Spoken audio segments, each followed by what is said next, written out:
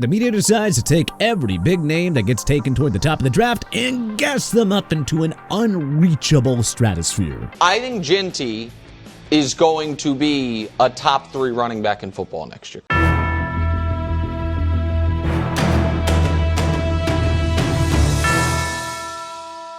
Let's take a look around the rookie landscape heading into 2025 and pick out 5 rookies that'll be stars and 5 that'll be big-time busts. Star, Abdul Carter, DE, New York Giants. Abdul Carter is about to be a damn problem, and not just for opposing quarterbacks, but for offensive coordinators who now have one more sleepless night on their hands. Giants fans should be very excited. At Penn State, he was more than effective. He was straight up disruptive. You could see it nearly every play, every Saturday. Whether he was beating a tackle clean off the line or crashing through a pulling guard with relative ease, Carter looked like a grown man stuck in a college jersey amongst boys. Carter is just so well-rounded too. He has that elite get-off, the technical acumen to deke through the line, and the way that he threw his weight around like a man twice his age and experience. Now drop that into a Giants defense that already features Dexter Lawrence, Brian Burns, and Kayvon Thibodeau. That's not any old 4-man front, it is a 4-man wrecking crew.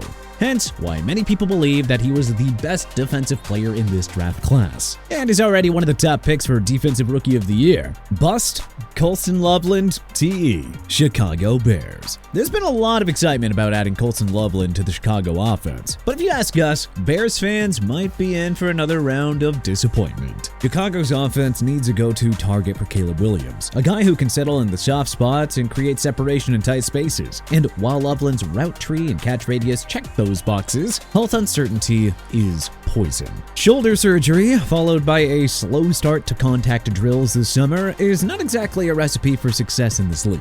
Loveland's ceiling remains tantalizing, but the floor is still very scary at the moment, especially if Williams can't take a step on his own. Because let's face it, Loveland might not be the polished go-to guy that the Bears front office thought could help Williams along when they rolled the dice on him in round 1. So don't be shocked if by the time the middle of the season rolls around, there's a ton of disappointment in the Windy City. Star, Tedoa McMillan, WR, Carolina Panthers. There is genuine optimism brewing in Carolina with the way that Bryce Young looked down the stretch last year. And with Tedoa McMillan entering the fold, fans are finally circling Panthers games on the calendar again. After a brief cautionary scratch in camp due to a minor collision, this kid has been straight up electric. McMillan bounced back like it never even happened and immediately resumed turning heads. He's not just creating separation on routes, oh no, he is creating opportunities for that entire offense. Coaches are raving, not just about the hands or the speed, but his spatial awareness. This is a rookie who understands leverage, spacing, and how to manipulate defenders and windows. I mean, just watch the way he can run the whole route tree, line up wide or in the slot, and already he is making life easier for Xavier Legette, last year's first-round wideout who no longer has to carry responsibilities of the whole wide receiver room on his back. It's a trickle-down effect that is shifting the entire receiver room dynamic, and McMillan is the guy pulling the strings. If this keeps on this trajectory, we're not just talking Offensive Rookie of the Year consideration, we're talking long-term All-Pro potential in a division that is ripe for production. Bust,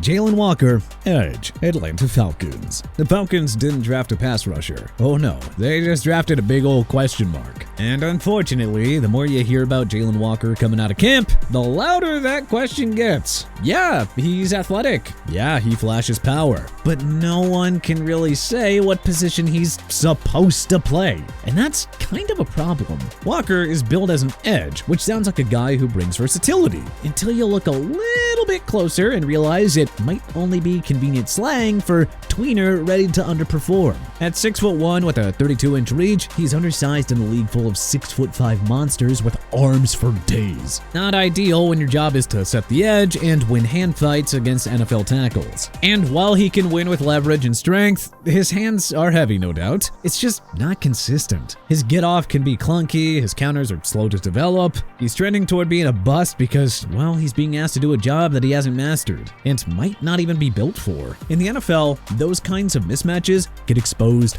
very fast. And unless Atlanta radically changes how they use him, Jaylen Walker's rookie season could put the error in trial and error. Star, Omari and Hampton, RB, Los Angeles Chargers. Hampton could not have ended up in a better spot coming out of North Carolina. I mean, he landed in LA under Jim Harbaugh, which is like winning the NFL lottery as a running back. The kid isn't just fast, he's insanely quick, but he possesses a rare level of patience. At North Carolina, Hampton lit up every level of the defense, showing shiftiness behind his line and the kind of burst usually reserved for premium talent at the NFL level. To make matters even better for his NFL prospects, he's not a one-trick pony. He can block, he can catch, and he's shown a strong intellect for the game. With only Najee Harris to split the load with, this could end up being Hampton's show in short order. Expect his role to evolve as the season goes on, too, from just an early down option to a bona fide 3-down runner. Bust, Michael Williams, edge, San Francisco 49ers. The 49ers have been hunting for another consistent edge rusher to flank Nick Bosa for years. D Ford couldn't stay healthy, Drake Jackson never popped, and well, now it's Michael Williams' turn on the carousel.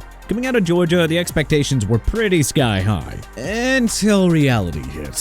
His junior season was supposed to be the breakout campaign, and instead a nagging ankle injury robbed him of explosiveness, and what was left behind was a lot of meh. To make matters worse, this is a team trying to do a rebuild on the fly, as they were on the doorstep of a Super Bowl for the past few years before things fell apart last season. And plugging in an edge rusher who's still refining his counters, still learning to finish plays, and still trying to trust that ankle, well, I don't think that's the plan you'll want. Unless he flips a switch this summer, Williams may become just another name in a long line of mediocre edge prospects in San Francisco. Star, Emeka Egbuka, WR, Tampa Bay Buccaneers. Emeka Egbuka might have quietly just landed in one of the most perfect situations of any rookie in this entire draft class. The Bucs already have 2 alpha veterans in Mike Evans and Chris Godwin, who command all the attention on the outside. And that's where Egbuka steps in to feast underneath. Not to mention a talented gunslinger in Baker Mayfield under center who's going to be ready to huck it. Think slot weapon, high volume target, third down safety blanket. Egbuka has the skill set to do it all.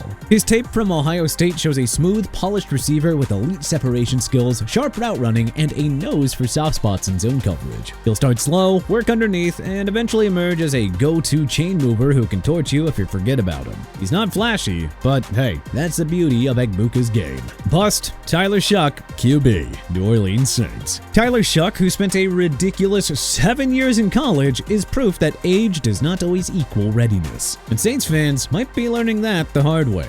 Yes, he's seen multiple systems, multiple schemes, multiple locker rooms, but for all that mileage, there just isn't much to show. Shuck never really cemented himself as the guy in college, and now the Saints are asking him to potentially challenge for his starting gig in the NFL? That is ambitious. You gotta think that they would have been better off just using that pick to add youth to an older defense and selecting a quarterback later in the draft, especially if they had an inkling that Derek Carr might retire. Star, Travis Hunter, WR/CB, Jacksonville Jaguars. We've never seen anything quite like Travis Hunter, at least not in quite a while, and it looks like the Jaguars are leaning into it. This is not just a fun gadget player. Drafting a high-profile player like Hunter was not a gimmick to sell jerseys. Jacksonville is looking to build something with Hunter that looks legitimately revolutionary. At OTAs and minicamp, Hunter has been splitting time between cornerback and wide receiver and dominating in both roles. Coaches say that he is a complete natural. Teammates say that his motor doesn't quit, and Trevor Lawrence says that he's got endless juice. And Trevor Lawrence is not the kind of quarterback who would just be gassing him up for no good reason. This is far more than hype. Travis Hunter looks like he is going to be for real. On offense, he brings suddenness and creativity, an easy target with elite YAC ability. On defense, he reads quarterbacks like a vet and closes like a jaguar hunting its prey. Alright, corny jokes aside, Hunter is not just a player to watch. He is a player that looks like he is ready to step into true stardom. So if Jacksonville keeps building him up the right way, we might be witnessing the birth of one of the most versatile superstars that this league has ever seen. Bust, Walter Nolan, DT, Arizona. Arizona Cardinals. Walter Nolan might end up being the cautionary tale from the 2025 draft. Yes, the physical traits are absolutely absurd. He's built like a tank, but scouts are already wondering if his heart is really in it. When he's dialed in, he can wreck a game. But that's kinda the problem. It's all very conditional. Nolan's motor has been hot and cold ever since his Texas A&M days. And making matters even worse is the reality that the Cardinals are rebuilding.